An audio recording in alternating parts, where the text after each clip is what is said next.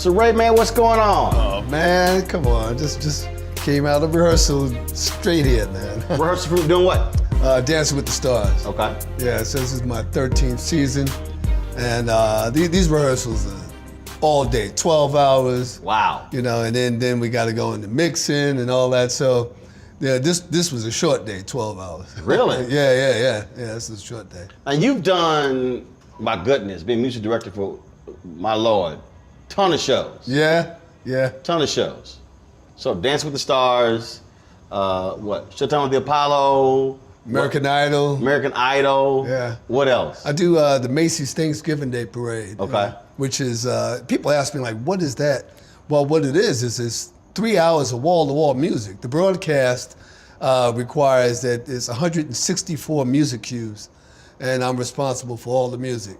With the exception, of course, you have live marching bands. Right. But every balloon, every float, every time they go to commercial, come back from commercial, the theme music, you know, New York, all of that. You have to record everything. It's months in advance, and as a matter of fact, this week is my commute week. So I go back to New York to record for the Macy's, and I come back here. So I got in this morning, went straight to rehearsal, came over here. So when you say record, so when we're watching that Thanksgiving parade, Yeah, other than the band, nothing's live. that's correct. All the music is pre-recorded. Yeah. Okay. And all of the performances are pre-recorded. You know, the Broadway performances, which they do right in front of Macy's, and then all the performances on the float. Well, those happen live, but the music is recorded. Mm-hmm. So when people hear musical director, I mean that sounds really intense. It is. Well, I have to be that person that is Switzerland between the production and the artist. Being an artist myself, I know how artists think and feel, and working with production all these years, I know that TV people, especially, they have a different point of view of how they want things delivered, and they want me to deliver the message to them. And sometimes some of the things that they ask for, I'm like, I'm a little hesitant about bringing that back to somebody like an Alicia Keys or somebody like that. Some of the requests are, not savory. And so I have to find a way to make it savory. I have to find a way to make it work within the production. So that's my job. And obviously, I mean, when you talk about, artists, if they record the music a certain way, they want to perform it a certain way, but it is a reality when you're talking television and you're trying to serve the purpose of the audience. And so, I'm sure that is a dance within itself. Absolutely. Yeah, I remember all those years at BET and doing the BET Honors, the BET Awards, and the BET Celebration of Gospel, and all those live music shows. I enjoyed those a lot. Mm-hmm. And those were kind of the last of a breed of live, music shows like that. They don't quite do them that way, with live band, kicking it with the live house band, and we, rocking it, the whole show. A lot of shows now kind of what I call like the prefab, like a prefab house. You put your tracks on, jump in front of them, rock a little bit, and keep it moving. And then they have a lot of production and buying them. So it's just a different breed of how they want to do television and music for television.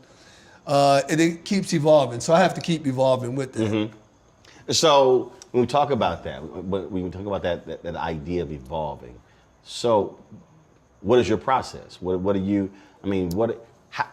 How are you studying? How are you looking at latest trends or whatever? And then are you bringing those ideas to say, hey guys, why don't we try this? Why don't we try this? So what does that entail? Yeah. Well, first thing is I have to always keep my musical ear to the pavement. What's popping, and how to incorporate some of the current trends with things that they're looking to do in the future, along with respect to, some of the traditional stuff. A lot of the current stuff is based upon traditional music. When I say traditional music, I'm talking about if you're saying R&B or something.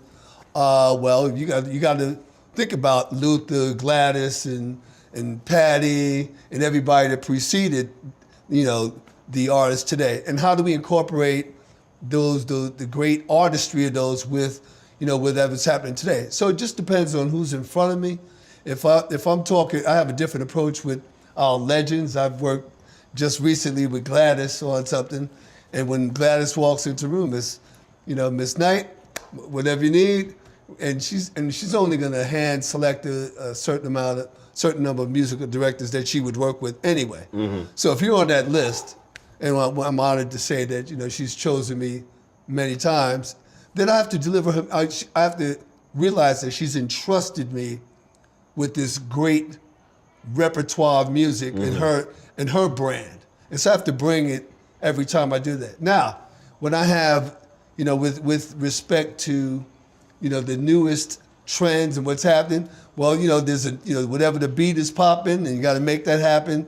You have to find a way to incorporate it into your new walk. And sometimes it's a walk, sometimes it's a strut, and whatever it is, I have to make it happen. So you talked about being one of the select folks who are artists, but for you, do you sort of have your own list of, look, these are the folks I want for saxophone, for bass, for this, for that? Because they're going to deliver, as opposed, and how do you break somebody in new? How do you test to see if they can be a part of the team? Yeah, that's a good question. I get answer to the first one. We have over the years we've developed a great list of wonderful musicians across the country. Here in LA, there's all the top guys. A lot of us kind of share some of them, but then I have my own go-to guys and my own little crew. And then of that crew, if there's an occasion where I need to have a different sax player, then I usually have somebody. There's a long list of people that are high top professionals waiting to go. I get a lot of inquiries from people coming straight out of college. Right. And that's wonderful, and I like to give them opportunity to be seen.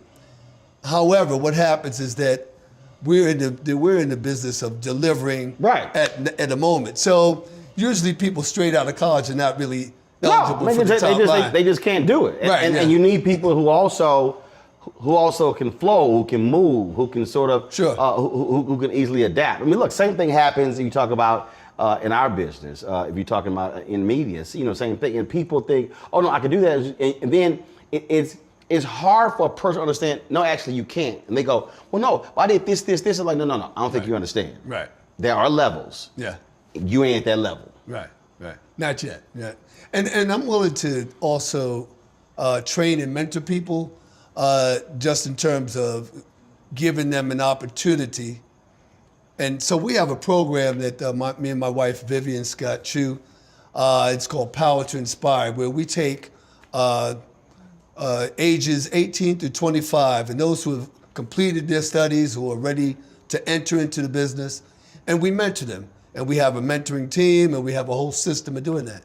And some of those that come out of that, well, then we've actually know that they have the kind of training and aptitude to be able to take their first steps into the industry. Yeah, you don't want somebody stepping in cold. What you've done is you put them through the paces. Yeah, put them through the paces. Or is the weed out process. Because first of all, I heard what you just said when you said some of them. Some of them. Which mean everybody who going through it, not gonna make it. That's right. It's not for everybody. It's for the chosen few.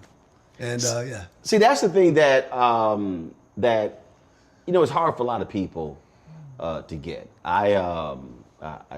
It's always amazing to me. I have folks like, man, you hard, and I'm going, and I always say, yeah, but the reality is, I was trained hard.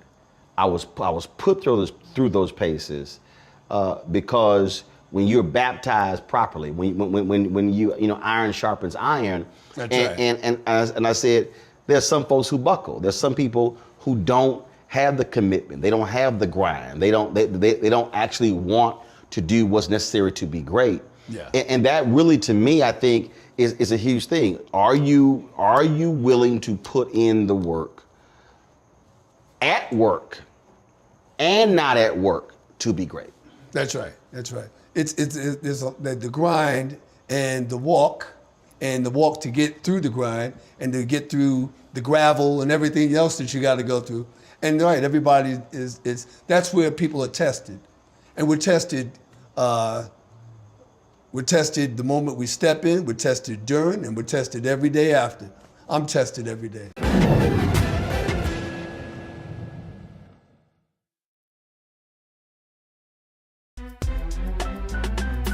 I'm Faraji Muhammad, live from LA. And this is The Culture. The Culture is a two-way conversation. You and me. We talk about the stories, politics, the good, the bad, and the downright ugly. So join our community every day at 3 p.m. Eastern and let your voice be heard. Hey, we're all in this together. So let's talk about it and see what kind of trouble we can get into. It's The Culture, weekdays at 3, only on the Black Star Network.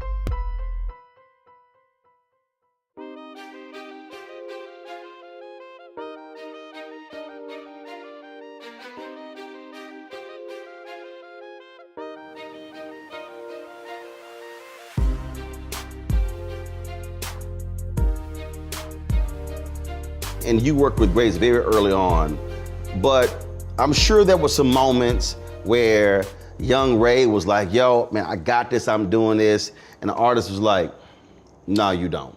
Oh yeah, I've had a few of those moments. I've had, well, you know what? When I first started in the industry, my first gig straight out of high school was with Melba Moore.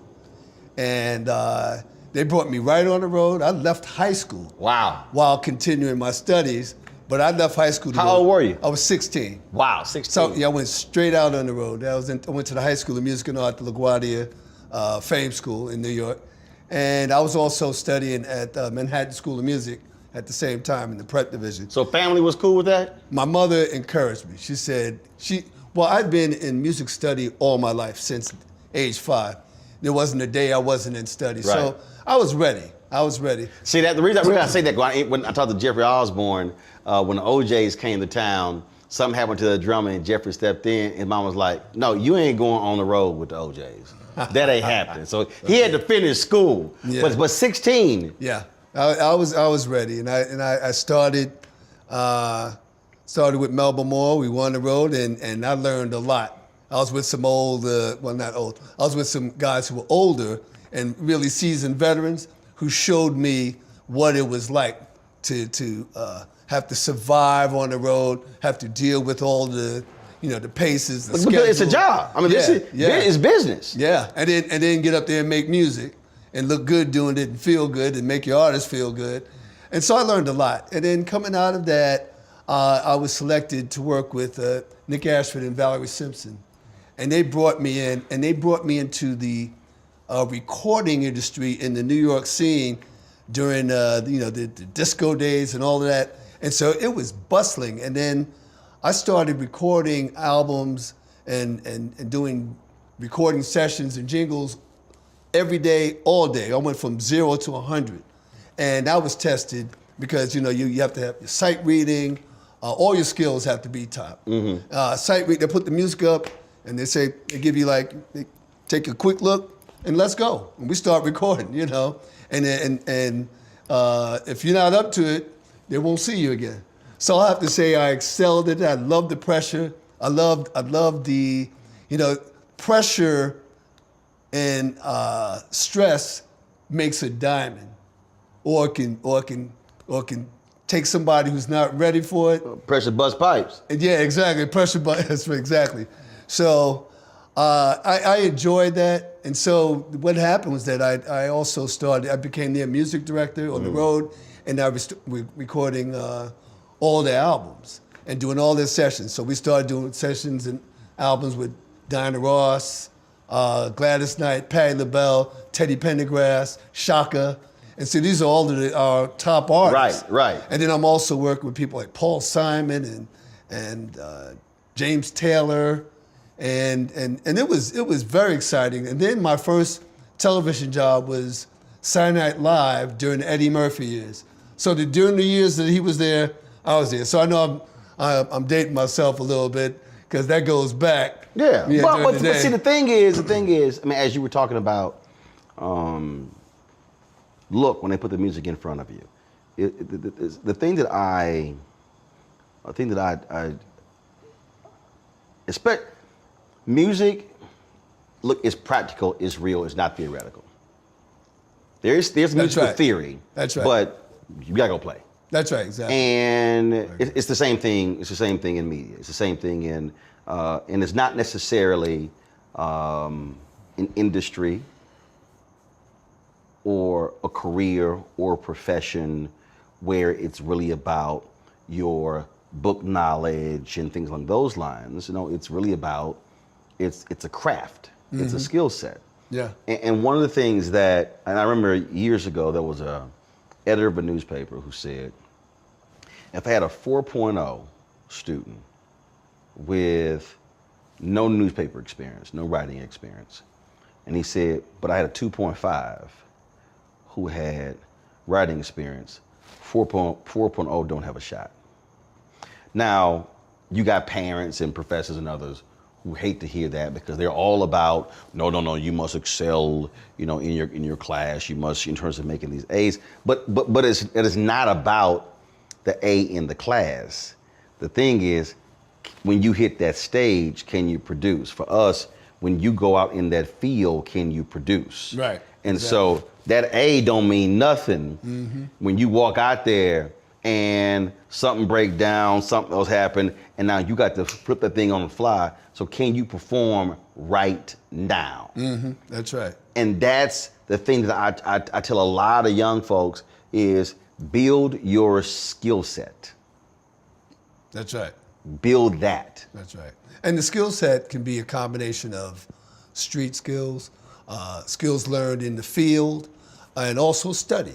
And, Yeah. and it's I mean, all of you that. right. It's You all- still got to study. It's all the, Right. I mean, the formal study. Right, but Yeah. studying, you have to apply the studying. That's right. It's like, 'cause in my high school, they made us, we couldn't go into the studio. I went to communications high school. We couldn't go into the studio the first semester.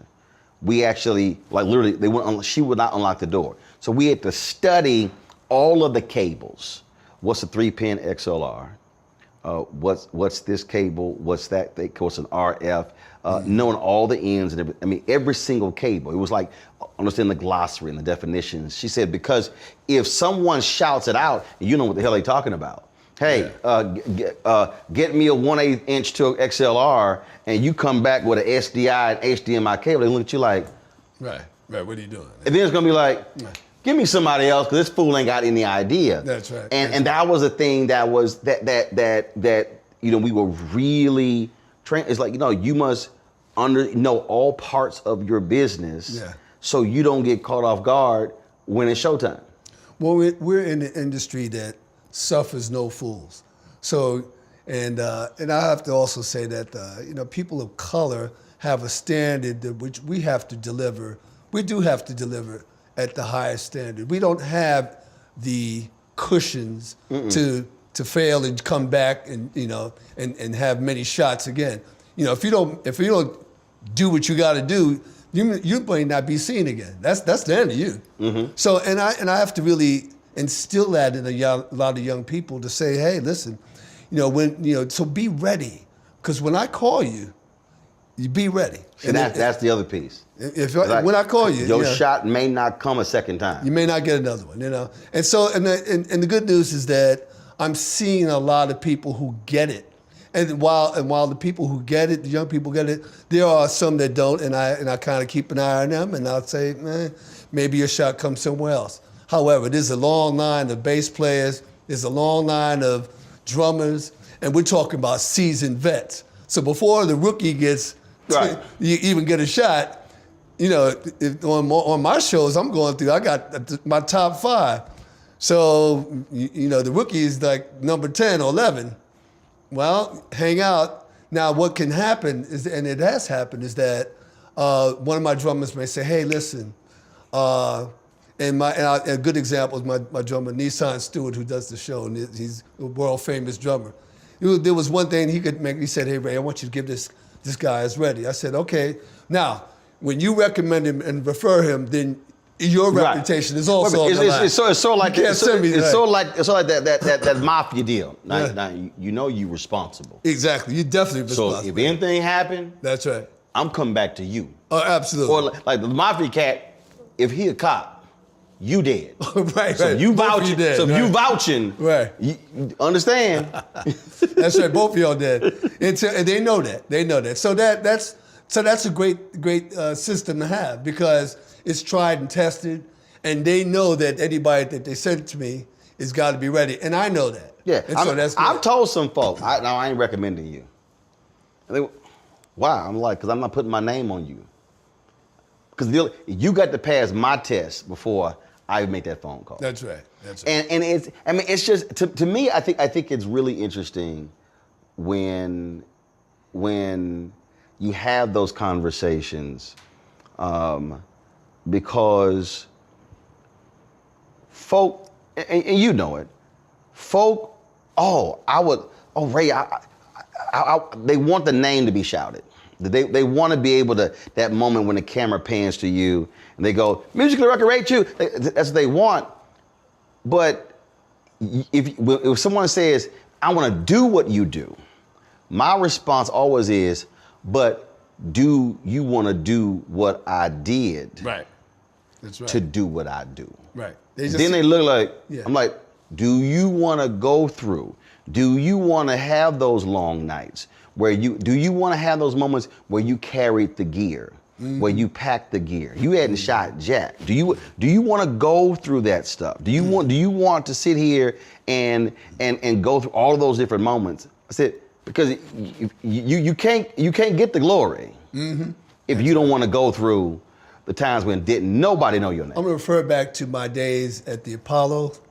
Now, the Apollo Theater, that was an experience that tested many parts of your stamina, your spine, and everything. When we did that show, Showtime at the Apollo with Steve Harvey and Kiki Shepard, it came on weekly. However, what happened with that show is that we had to do 12 shows in one weekend, and which meant that we had to, and I'll kind of do some quick math.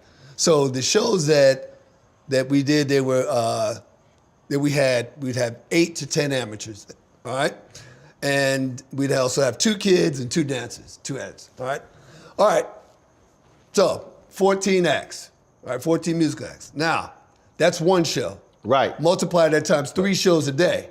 Now these shows they didn't have the budget to bring people in and house them from out of town, so we had to start. The only rehearsal we got was 5 in the morning. So we started at 5:30 in the morning. I got a room full of 50 people, mamas and aunts, and one by one they come up to me, Mr. Chu. I say, I have my system. What song are you singing? We're singing Luther Vandross's, Never Too Much. Okay, cool. Do you know which key you're doing? Nah, probably not. Okay, here's the key, bum, bum, bum, bum. Now, the arrangement has to be 1 minute and 45 seconds or no longer than 2 minutes, right? Oh, okay. Well, here's my suggestion. Why don't we try it like this? Okay, does that work? All right, cool. If you like that, then I'll put a little recorder just for notes. All right, then have the band there. We talk about it, run it through, bang, on to the next. Now, also part of my instruction was I said, listen, when we do the song, I'm going to do exactly what we just rehearsed. Now, sometimes they forget the music and they'll start turning around, or if the crowd starts getting them antsy. You like. Right. They'll be looking at the band. I was like, hey. So I told them, hey, listen, whatever you do, don't turn around and keep it moving. Now I did, so if you do the math, it's about 96 pieces of music Right. over the weekend that we only get a chance to run it down early in the morning and start taping at 3 in the afternoon. And so that I would lose 10 pounds every weekend doing that show. Wow. Because, you have no time to really, we didn't have, no formal meals. You got all these, now, in a wonderful system I'm at, they have union breaks and blah, blah, blah, and all this other stuff. No. Man, we had to wolf down It was get in where you fit half in. a burger Yeah. and get to those 3 shows and then wake up and do the same thing for 3 days in a row. And so when people see the show, it's on once a week, but man, the grind that we had to do with that show. And also the standard was you have this live audience that if they thought the band wasn't doing it, they would be booing the band too. They'd be booing anybody. So I had to get that. I was like, you know what? We got to be on this. You're going to be on point.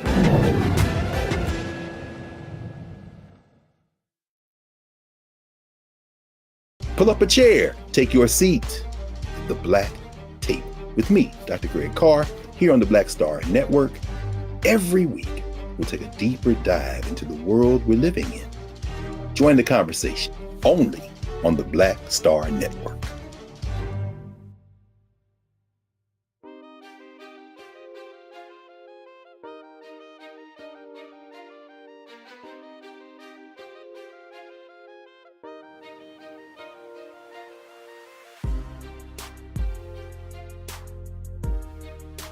You know, there'll be folks who, oh man, you know, I would love to work with you. I mean, you know, you guys are going around and you're shooting stuff, and I'm going, okay, do you understand what that means? Like, when we hit, we hit. When we hit the ground, we're going. I mean, typically, sort of like what we do, we come out here for interviews. I still have my daily show that's 2 hours a day, all right? But I actually prefer, the goal is to do 5 interviews in a day.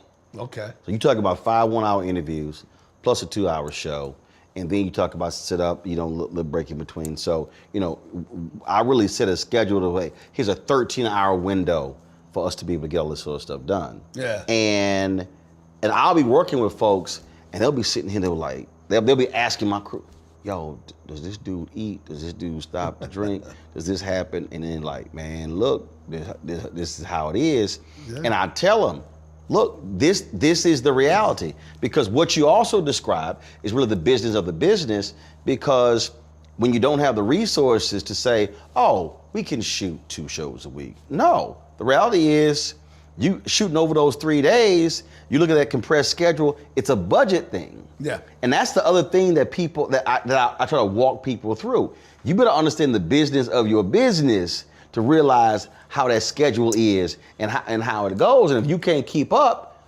again, you're going to get, it's like in sports. You will get benched, and trust me, there is a cat who's ready to get in the game. Waiting to go. That's right. Ready to go. And they're like, hey, what, 12 hours a day? All right, cool. Bet, coach, put me in. That's right.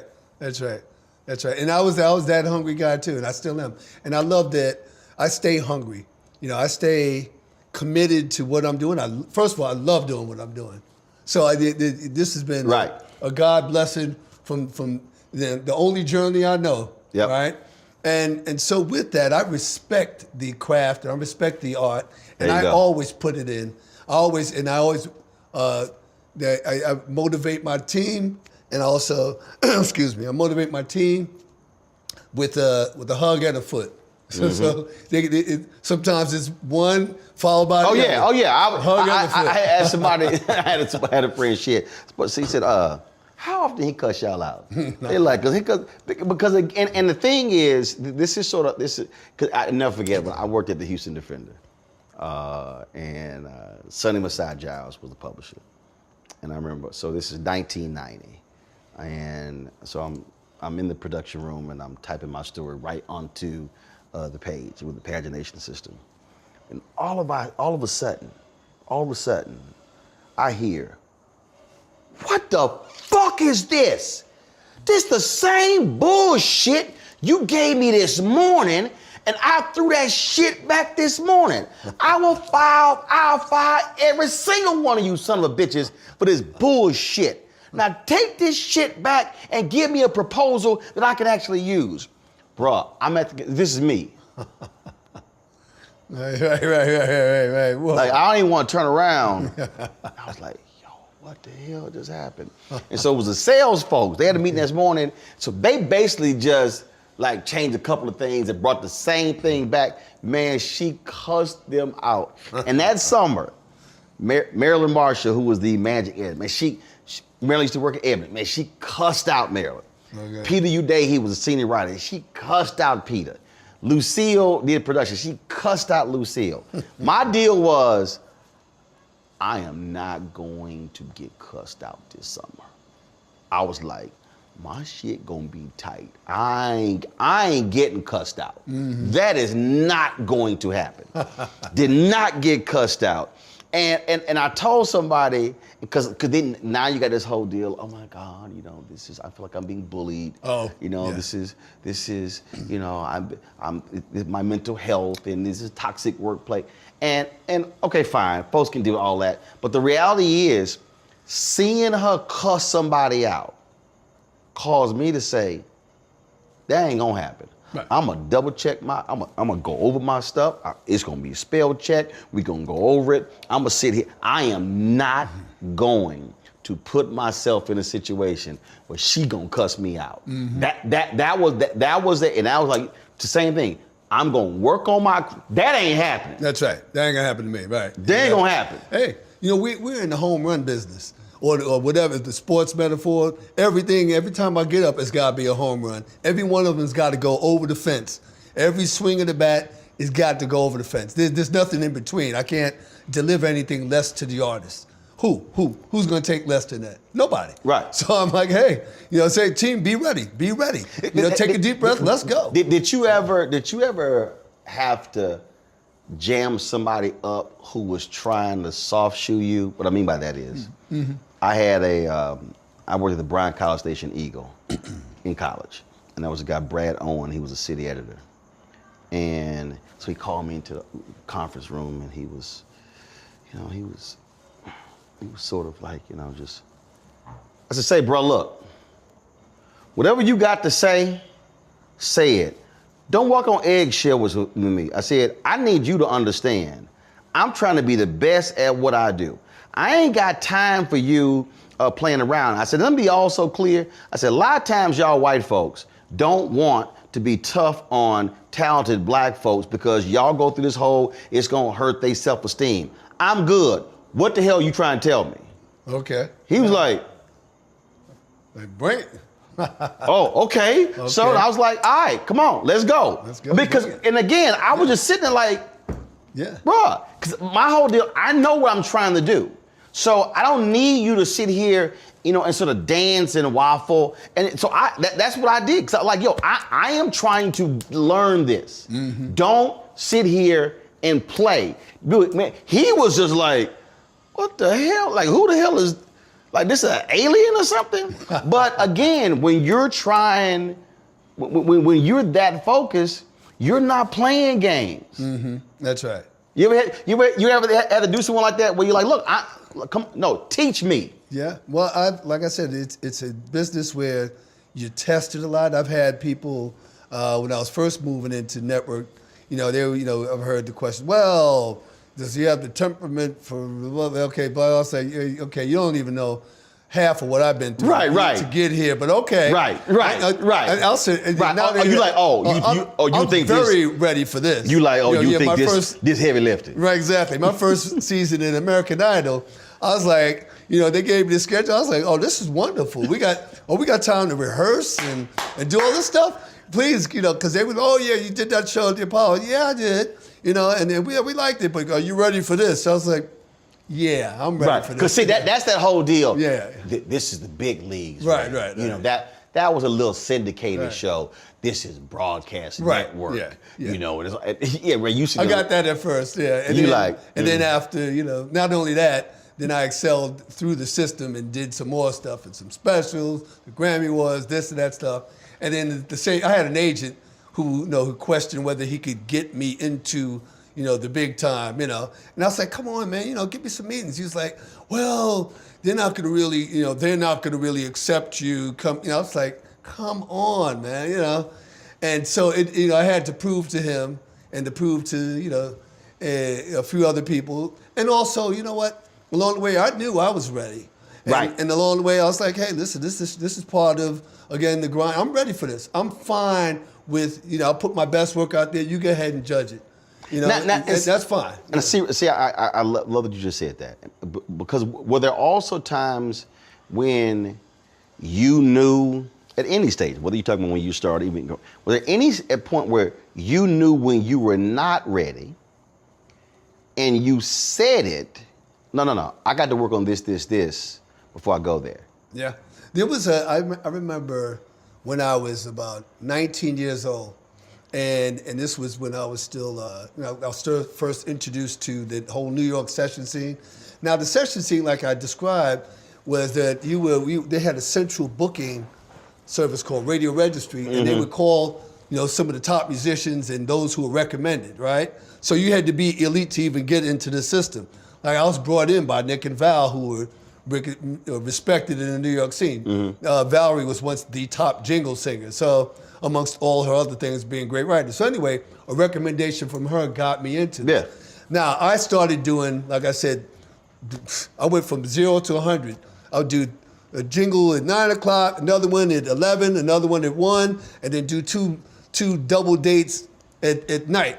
And this would be every day.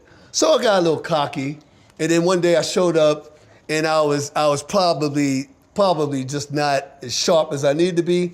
And they put some music up in front of me, and I was like, oh man, and I had to go that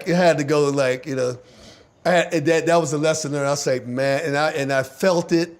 Everybody in the session was looking at me like, oh, come on, because it was what they call musical ants on the so the whole page looked like, just like musical gibberish. And at that moment, I was tested, and I was like, okay. After that, I went back home. I said, first of all, I'm never going to show up to a session not prepared and ready and sharp, because that same session, what I should have done, when I tell everybody, if it's supposed to start at 9 o'clock, get there at 8:30. Get there, warm up, get yourself ready. Now, I've been hanging out with some guys who were real cocky, and I got real cocky, so I just show up at 9 o'clock, right? And that day I showed up at 9 o'clock, and it was some stuff I was like, oh, I need another minute with this. Oh man. and the producer called me out every note. She was very sharp, and it was a room full of musicians. She did one of those. Oh no, she called me out in front of everybody. She's like, Ray, you're missing a note on the left hand, and because she was also a concert pianist and all this. She's Ray, you missed a note over here.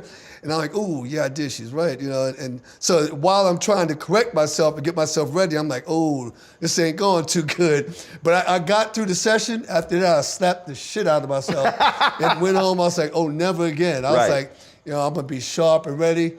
I'll never happen again. See, what I love about that story is Ray, is what I tell a lot of people, whether they're young or experienced. Know exactly who you are and where you stand when it comes to what your skill is. I remember I had signed with CNN. This was 2007. And we had shot 3 or 4 pilots. And I remember it was September 2009. I get called, a meeting in Atlanta, and I'm meeting with Jim Walton, the worldwide CEO. And we go into the meeting, and Jim says, we really think you're a better counterpuncher than puncher. He said, let me use a boxing analogy. And I go, I know. He I said, yes, I know. My deal was, I knew I wasn't ready to host a show. I said, so this is what I want you to do. I need you and your people to write down all of the things that I need to work on to put me in a position to be a host. Because I came from newspaper. I was running the Chicago Defender.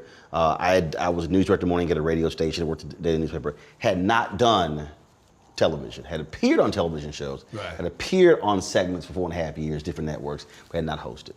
I said, so I want y'all to get together and list what I need to work on, and then I want you then to get me with one of your consultants so we can work on those things, so then I'll be ready. And after the meeting, he called my agent and he goes, that didn't go like I thought it was going to go.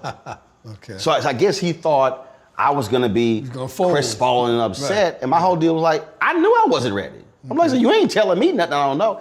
And I've told a lot of folks, if you know you're not ready for the shot, and even if somebody gives you the shot, and some people thought I was crazy with this, I would rather turn it down knowing I cannot do it, than to accept something I know I'm not ready for.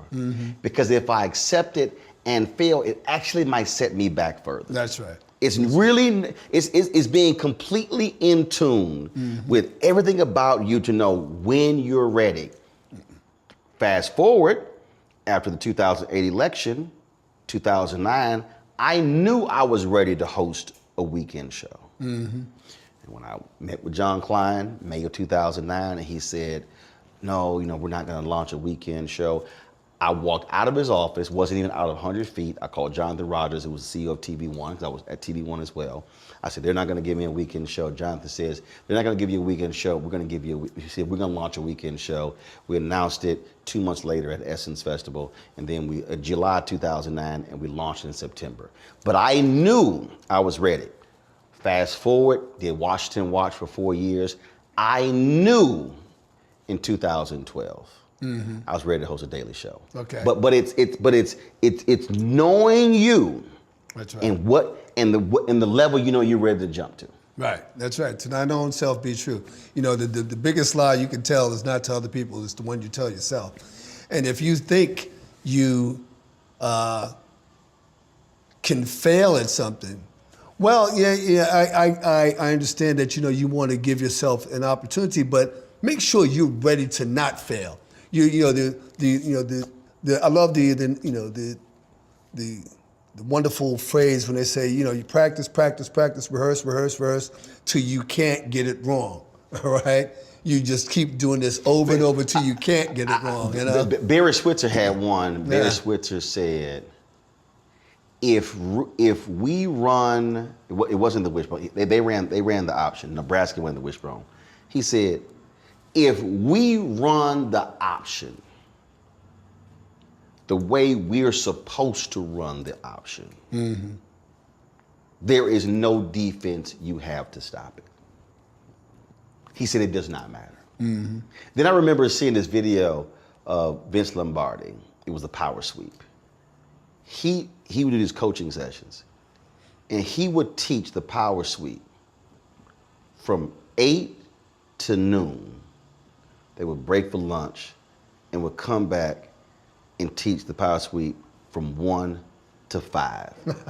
Every single element of the power sweep for all 11 players on offense. And the whole deal was, if we run this play how we are supposed to run it, it is unstoppable. But you got to, it's all that work, that practice, that over and over and over. Nah, you know what? I'm gonna pass up going out tonight. I got to work on this craft. Nah, I'm gonna skip that. I got to work on this. And that's the piece when I tell folk, if you want to do that, if you want to put that time in, that's right. Then you ready for the accolades. That's right. My early days on the road, I've learned, well, first of all, as a musician, I studied not only piano, but I was also drummer and percussion. I was all city percussion as well. So I was one of the best in the city on percussion. There you go. Also studied trumpet, cello, violin, and bass, and any other instrument I could get my hand on. And with that study, I'd learned again what was for me. As a matter of fact, when I was studying violin, I had a teacher said, "This is not for you." She said, "This is not for you," and I was like, I agree. We both said, "This, put that instrument down and focus on some other stuff." In doing so, I learned what it meant to do what the instruments in the orchestra meant to each other in the relationships. Right. So that prepared me to be a leader. That prepared me to lead orchestras and to conduct orchestras. That prepared me to know, to be a leader of men, they have to respect you and know that you know the music. You have to be the teacher of the music. You have to know the music better than anybody. There you go. Right, so you can't walk in unprepared. So I never walk in unprepared. No, that's not the note. Exactly. Well, where yes it is. No, actually, No, I'm not guessing. Yeah. No, that ain't the note. Right. I'm not going to turn. I'm not going to ask you a question. I'm not going to say something that I don't already have the answer to. There you go. So when I address somebody, I already know what the deal is. And also, I'm the one formulating a plan for how we're going to get to point B. See, the reason I'm sitting here laughing because that's literally, in terms of what we do, same thing. In terms of media. Yeah. In terms of in understanding, okay, position, that light, that camera, what that's doing with this. You know what? I want this shot to be held longer. I want this here. I want to see this different look, because you put that effort in. Because, see, for you said it earlier. Band ain't performing the power. They booing the band. What I tell folk in this business, they don't see anybody behind the scene. That's right. It doesn't mean the position is not important, but when it comes time to, man, that ain't look good.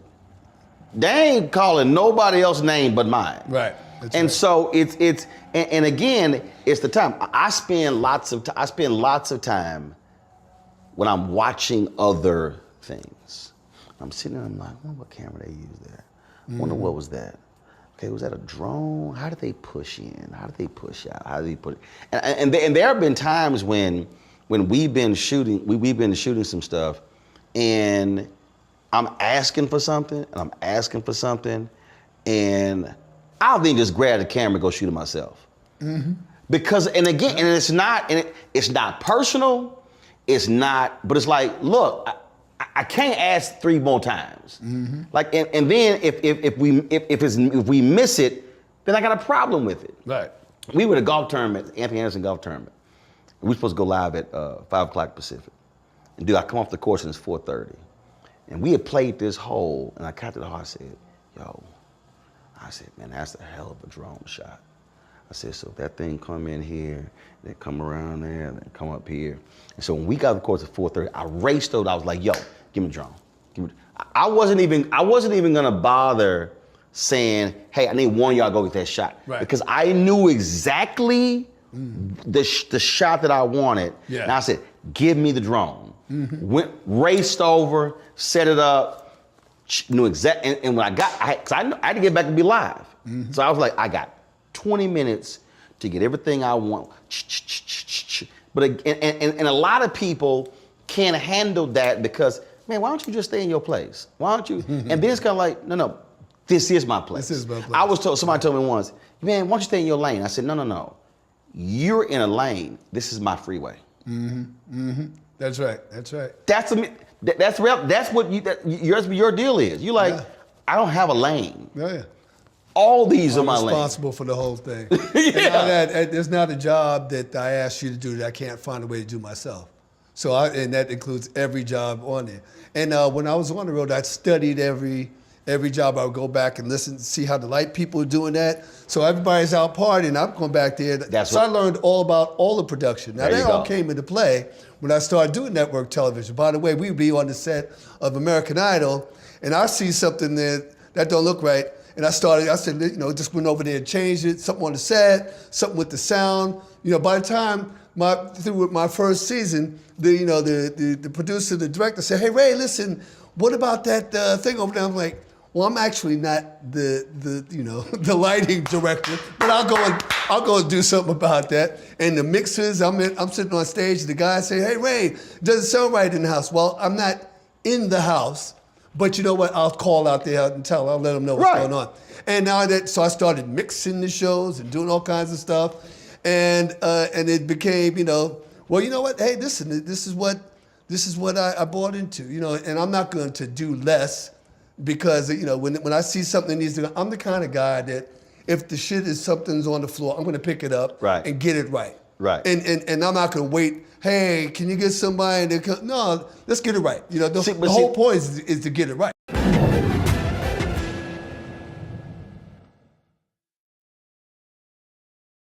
Folks, Black Star Network is here. Hold no punches. I'm real revolutionary right now. Support this man, Black Media. He makes sure that our stories are told.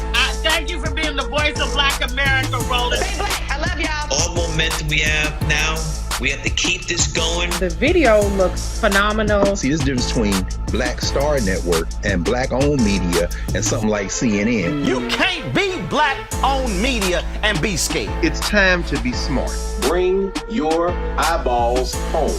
You dig?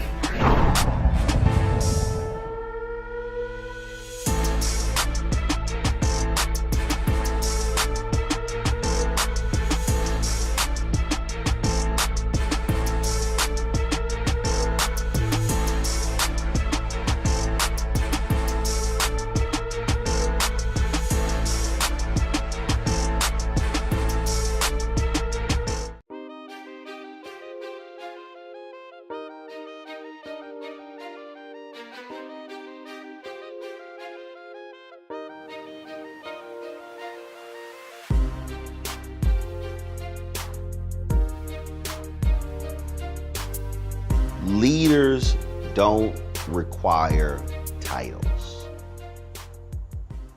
Leaders just simply lead. Right. So your whole deal was, yes, that's not my title, but I'm gonna show you how we can actually do this. Oh, that's good. Yeah. And then in the end, look at you like, well, that ain't what you do. Right.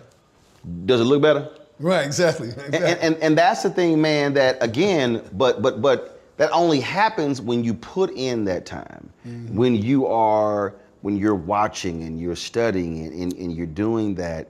And I'm telling you, it's so funny, like listening to you, because, so tell me if you agree with this. I think actually you said it a little bit earlier.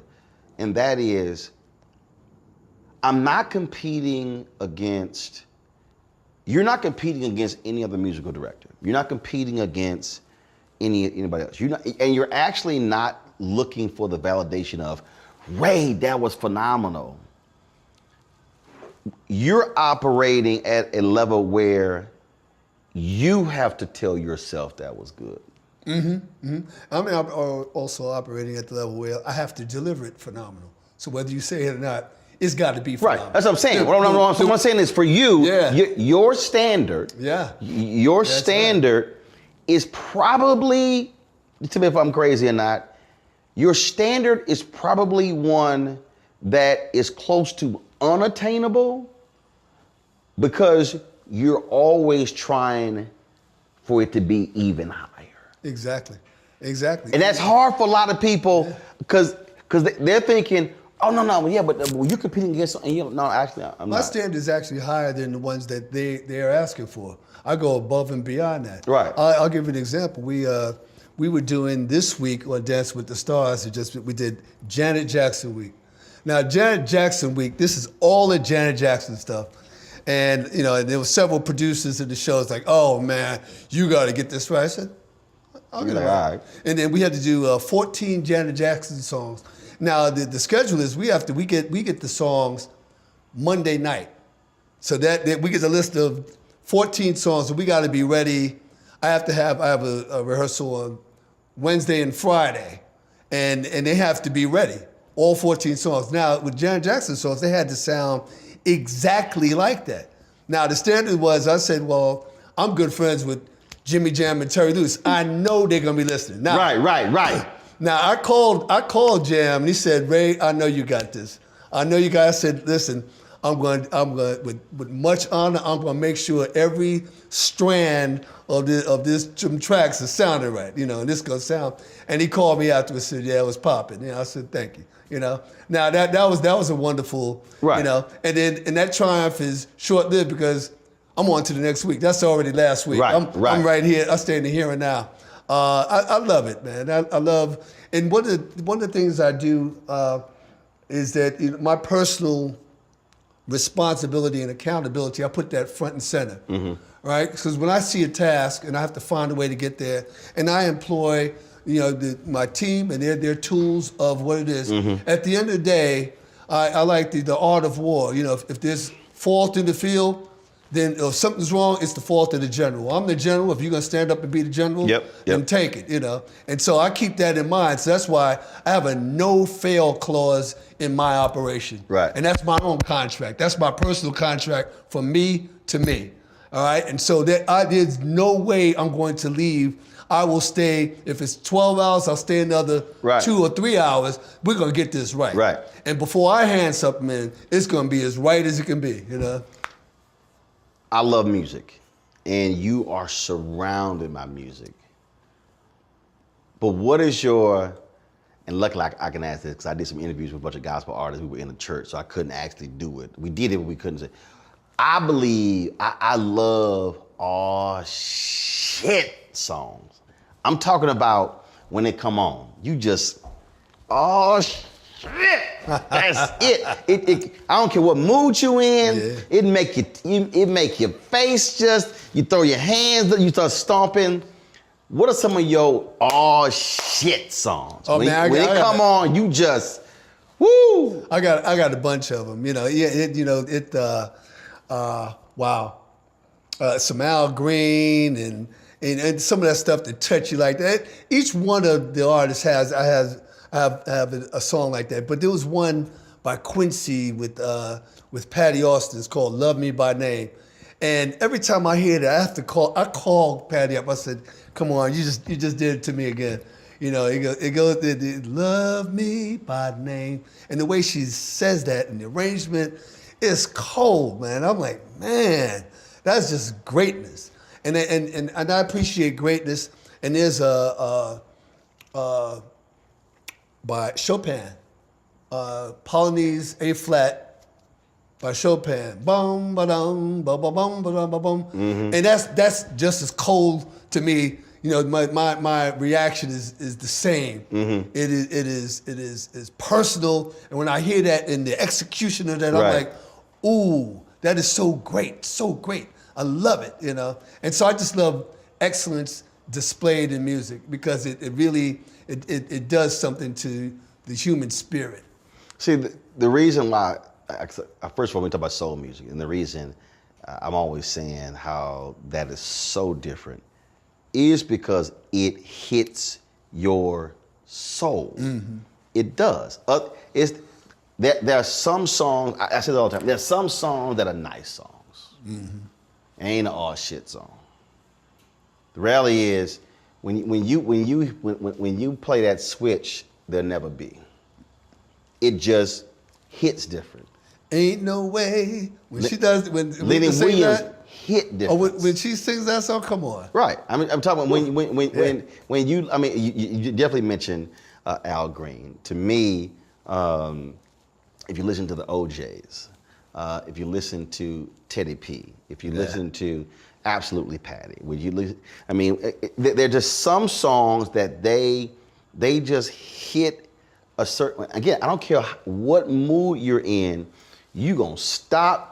Man, you just gonna throw your hands in the air. So like that scene. Remember the scene from the Five Heartbeats? Yeah. When they were at the talent show, then they were booing them, and then Eddie came out and he grabbed the microphone and he hit that note, and his mama stood up and threw her hands up. Yeah. That's the thing, man, and so I tell people all the time. I said, when you can make that type of song that hits folk in a way, I said that's what becomes a classic. That is what, I don't care what generation you're in, it's just gonna hit. That's right. That's right. And you're right.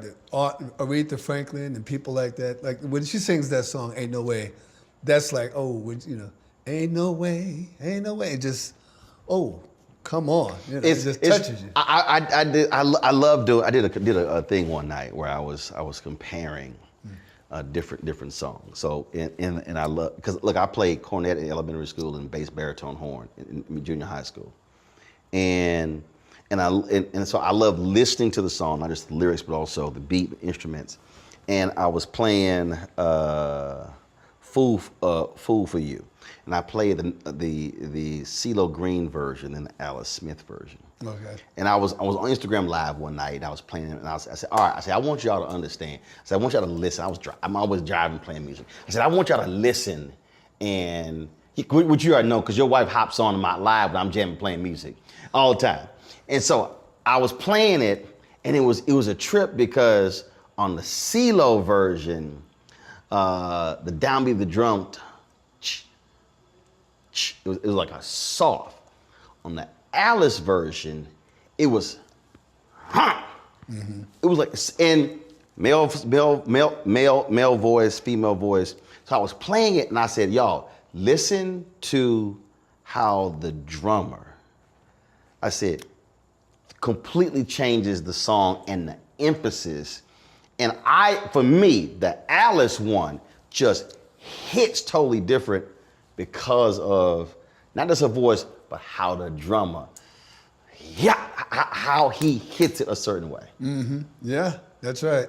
That's right. Well, man, there's a lot of songs that touch me, and when I keep my playlist, and sometimes, and I don't have a lot of idle time to listen to stuff because I'm usually listening very purposeful. Yeah, I'm preparing for you something. working. Yeah, I'm working. But every now I got my playlist and I'll put it on and I'll grab something and I'll listen to the car. I'm like, oh man, I listen. This is Miles Davis. So Miles Davis. Album called Four and More with young Tony Williams. He was 17, 18 years old. Ron Carter, Miles, and Herbie Hancock, and George Coleman. And the way these guys were hitting, it was live at Lincoln Center. Oh, it is fire. It is fire. If you don't know that album, please go out and listen to it. It's fire from the beginning. They are hitting, and it's like this. When I want to get some fire, I put that thing on in the car. I'm like, okay, let's go. This ain't mellow jazz. They are kicking it. Right. And please listen to that. Four and More live at Lincoln Center anyway. See, it's interesting because like before we started the interview, I was jamming Rebirth Brass Band. Oh, I love that. And that was popping. Dude, they gonna hit that thing. And man, I put the song on and it goes. And now it's interesting because you mentioned Chopin. So the Crusaders, B.B. King, and oh my God, what is her name? It's killing me. She sings Streetlights. Streetlights. Oh yeah. Why miss her name escaping me? Bobby was my dad. Yes. Yeah. My dad loved Yeah. it. So they were all performing. But the opening song is a classical song because they were performing with the Royal Philharmonic Orchestra. It is this unbelievable, beautiful song. And so my dad had the album, and I remember it was like Royal Jam, this great album cover. So out of all, again, the Crusaders, cats from Houston, I'm from Houston, Joe Sample, all these guys, B.B. King, but the one song that blows me away every time is that opening overture of the Royal Philharmonic Orchestra, and just how it's the sweeping sounds. And again, because I played in band, we played songs like that. Yeah. And again, so that's one of those things where, so I'm telling the folks, so it's not always. Is it an R&B? Is it a soul? Is it a Motown? Is it a Philly sound? Is it the Stack sound?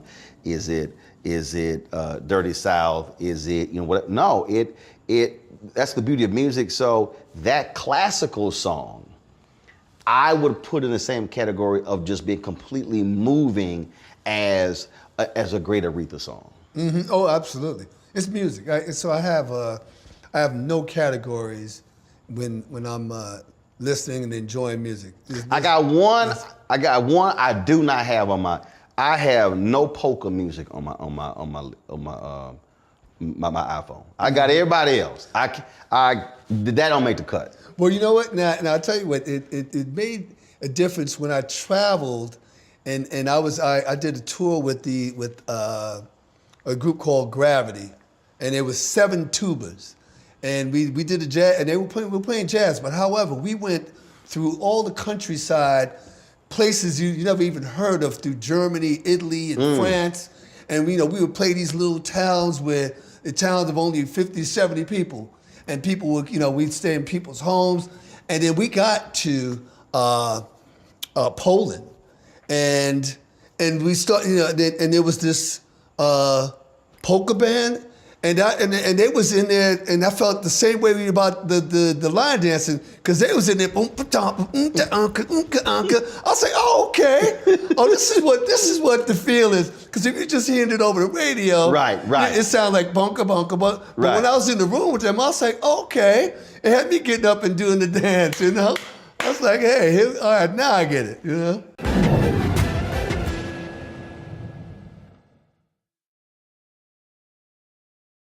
talk about blackness and what happens in black culture, we're about covering these things that matter to us, speaking to our issues and concerns. This is a genuine people-powered movement. There's a lot of stuff that we're not getting. You get it, and you spread the word. We wish to plead our own cause. Too long have others spoken for us. We cannot tell our own story if we can't pay for it. This is about covering us. Invest in black-owned media. Your dollars matter. We don't have to keep asking them to cover our stuff. So please support us in what we do, folks. We want to hit 2,000 people, $50 this month, raise $100,000. We're behind 100,000, so we want to hit that. Y'all money makes this possible. Check some money orders. Go to P.O. Box 57196, Washington, D.C. 20037-0196. The Cash App is $RM Unfiltered. PayPal is R Martin Unfiltered. Venmo is RM Unfiltered. Zelle is Roland at RolandSMartin.com.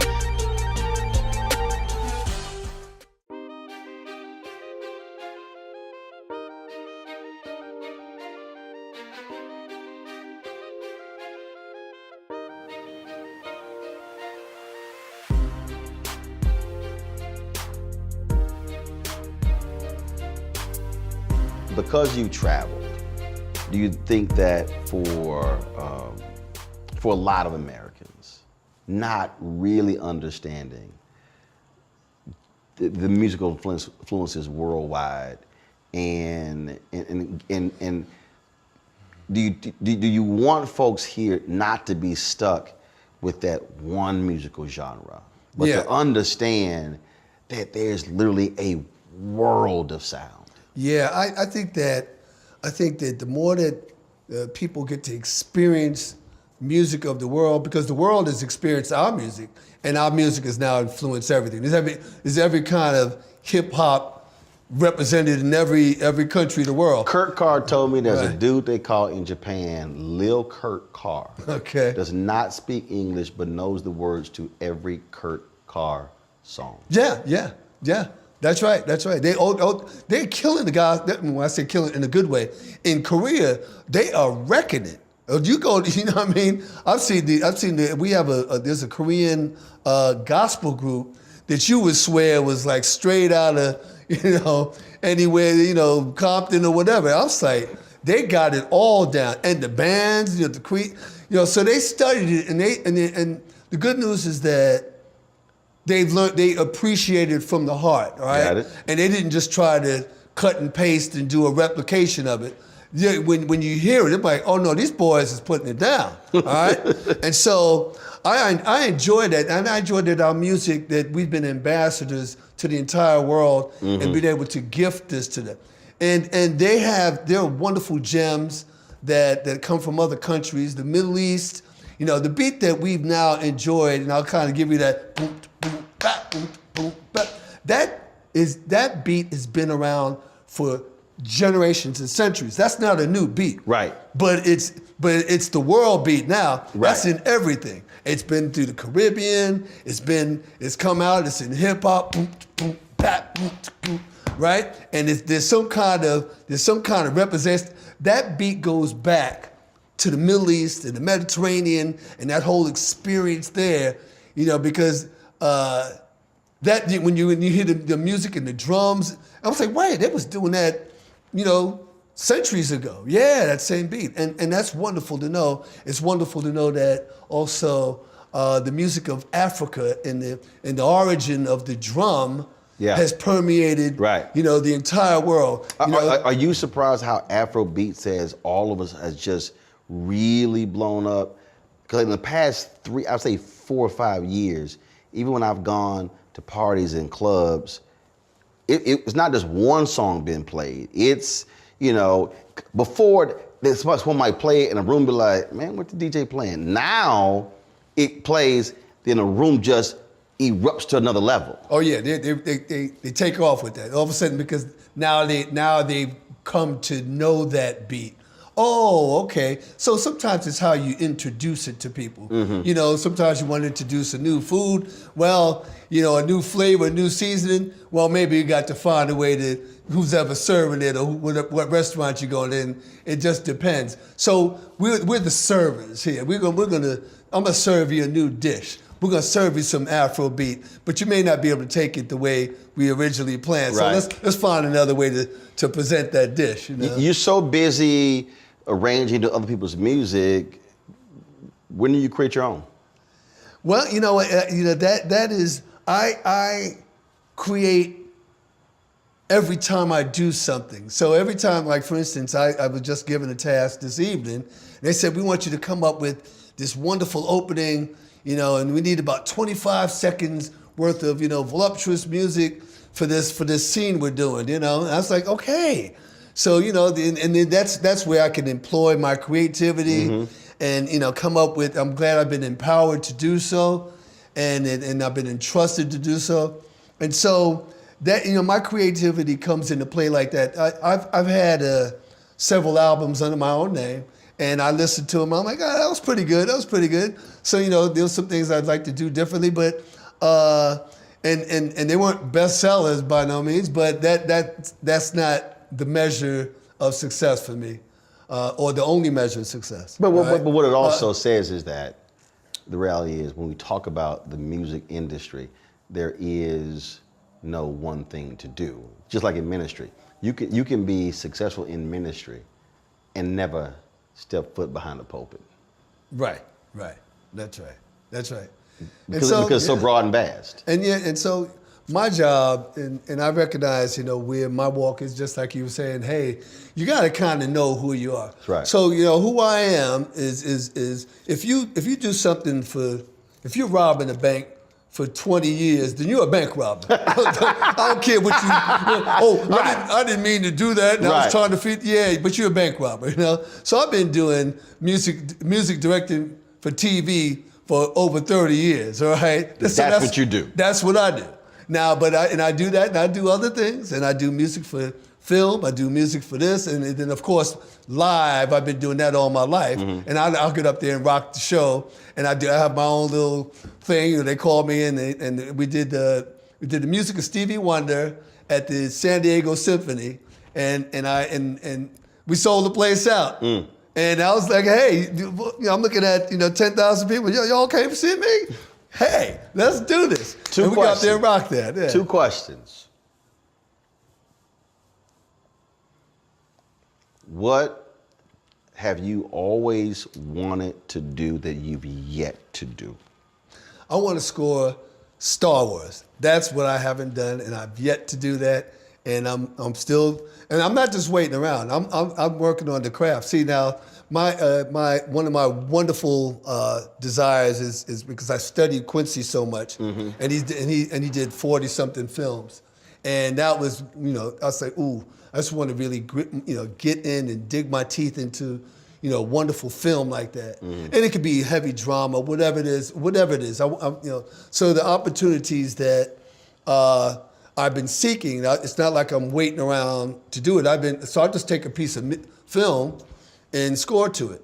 Also work with, you know, some young film directors and hey, you know, you want some music, I'm gonna go ahead and score to this. And then this is all in preparation for Star Wars. Okay. Because it's coming. Okay. Last question. And it's not meant for it to be a competition, but it sort of is. If you mentioned the 10,000. So let's say opportunity presents itself for a musical director, for the lack of a better phrase, versus the opportunity to be in front of an audience. And I'm gonna do me, I'm gonna do you, completely in the moment, completely we're going at it one-on-one. Who would you love to have across that stage? And it's Ray Chew versus so-and-so.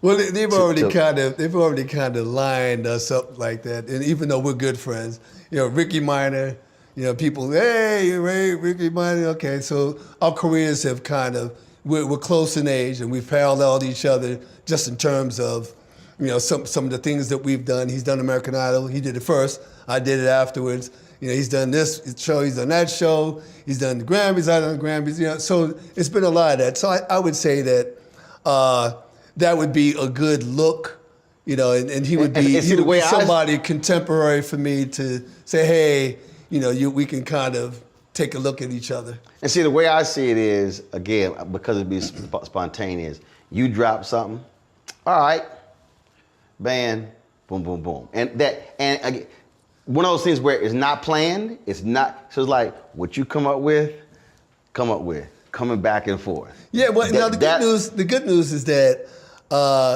we have both have our own different approaches and flavorings.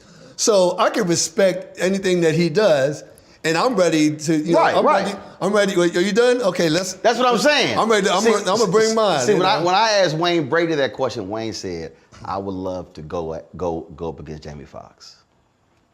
And see, and when I ever ask that question, people are like, "Oh no, I don't want to compete." I'm like, "No, it's not competing. No, it's not. Yeah. What it is yes, I respect your game, and if I'm sitting, if someone's saying, put somebody across from me where we can swing, and that's the whole deal. And so it's not competition, but you respect that person's game so much to say, yeah, I would love to get it on. Absolutely. Not only that, during the course of these careers, I watched the stuff he done. I'm like, okay, that was nice. Right. That was nice. Okay, let me go tune my shit up. Right. You know? Right. You know, and then I'm sure, I know he's watched some of my stuff and whatever his opinion is, but I'm like, hey, my A game, I'll match it against anybody else's, so I'm good. So I gotta say this for everybody who's watching, do understand.